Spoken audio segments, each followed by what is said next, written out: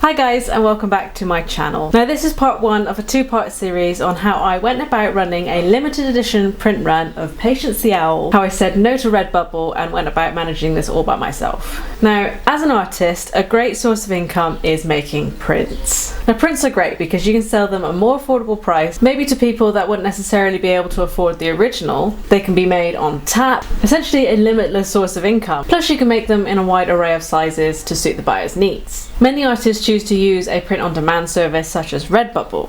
Now for this print run I did choose to avoid Redbubble altogether, and I'll explain a little bit of why about that in this video. I also did a limited pre-order only print run. It was only open for 5 days and I actually managed to raise €1,000. Now for my first ever limited edition print run, I think that's pretty good. I've chosen to break this down into two parts. This first video is going to be about my whys and the next video is going to be about my hows, and you can use that video to then basically do it yourself. I'll put the timestamps in the description for you so you can skip to the part that's actually most relevant to you. And if you want to make sure that you don't miss the second part, do hit that subscribe button. Now let's get into the video.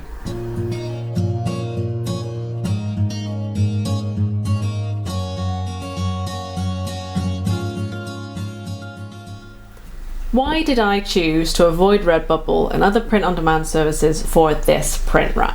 Now, I'm not saying at all that you shouldn't use Redbubble. It is super convenient. Having a print-on-demand service where you can upload your own artwork, put it on a wide array of products, and basically sit back whilst it generates income for you is not a bad choice by any means. It can be a great earner for many artists who actually put the effort into uploading artwork and marketing it. But I knew for Patience the Owl, Redbubble was not going to be right for me. And that's essentially for 4 key reasons. First of all, I wanted to have a say in the quality of the prints. I really wanted to make sure that I could choose the paper that was used for the prints themselves. I actually wanted to pick paper that was going to be textured. It almost looked like the print itself was original artwork. It was really important to me to make sure that the prints that I was giving out were actually of a really high quality.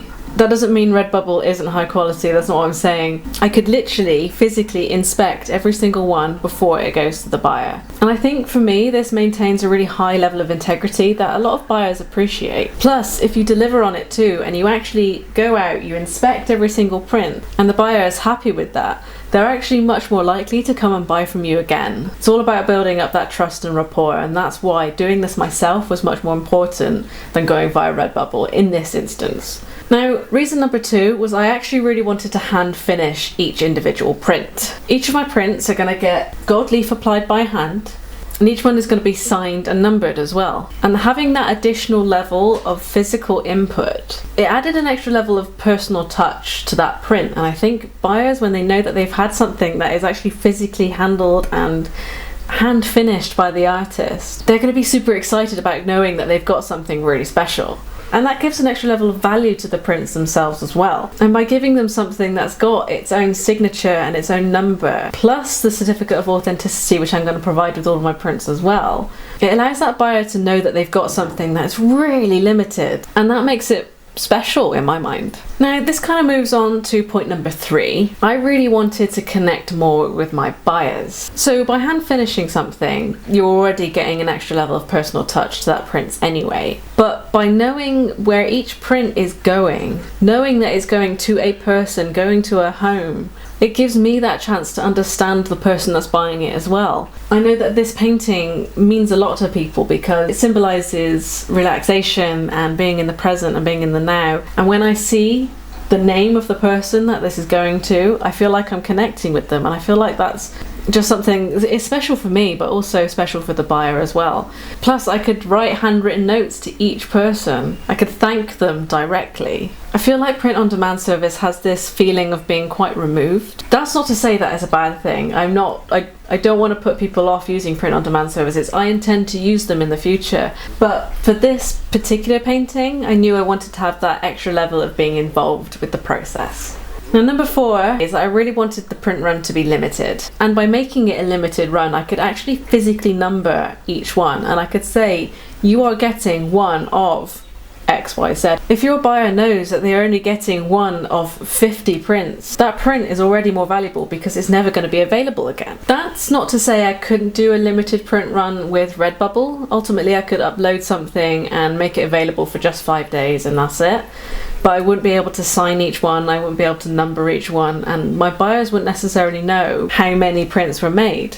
I wanted to guarantee to my buyers that they were getting something extremely limited. For me, Redbubble seems like it's a great resource for having something available for an extended period of time, making it available whenever someone wants it. And that's the beauty of Redbubble. I just knew that this print had to be limited, it had to be special, and it was easier for me to just do it by myself. This whole process does come with its own level of challenges. It means you have to take payment and you have to then go on manufacture everything, you have to receive them to your own house, you have to, hand finish every piece, and there is that extra level of involvement, and that's not for everyone. I wouldn't do this with every single painting or every single image I ever created. That would be just an extreme amount of work. I knew for a fact that this painting needed that.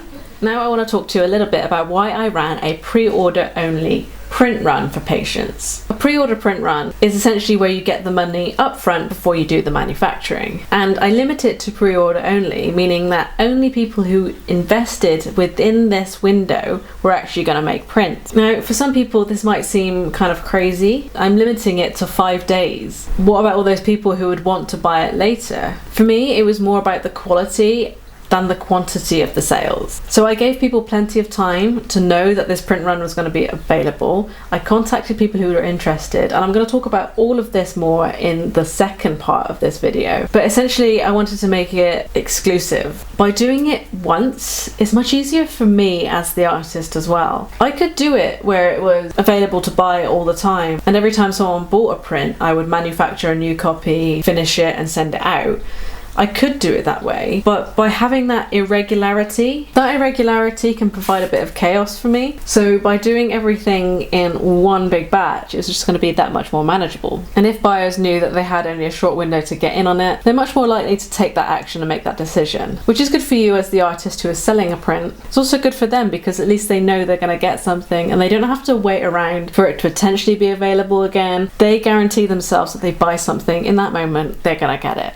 But I had two main reasons why I did a pre-order only limited edition run of Patience the Owl. My first reason is that I could print exactly as many as are ordered. I hate wastage. I loathe it. So getting the exact amount of prints is super economical and it's super ecological as well. It's good for the planet. So getting the exact amount of prints ordered was really important to me. I wouldn't be at risk of buying accidentally more than there was demand for. I've done it before where I've made prints and I've gone, right, I'm going to make 25 of this print, that's all there's going to be, and then marketing it and trying to sell it, it becomes challenging.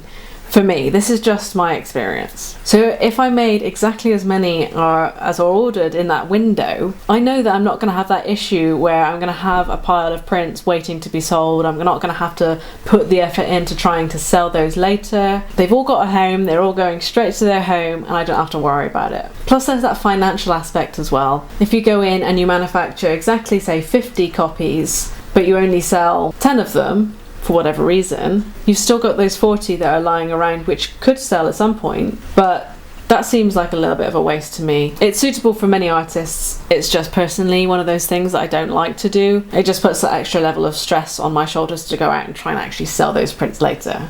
Reason number two why I did the pre-orders only print run is that it means I get the investment up front. This is a big deal, especially for artists who might not have that kind of free capital to go and invest in a print run. I could go out and print exactly 50 copies and plug them and try to sell them that way. It's doable for many people and that's great.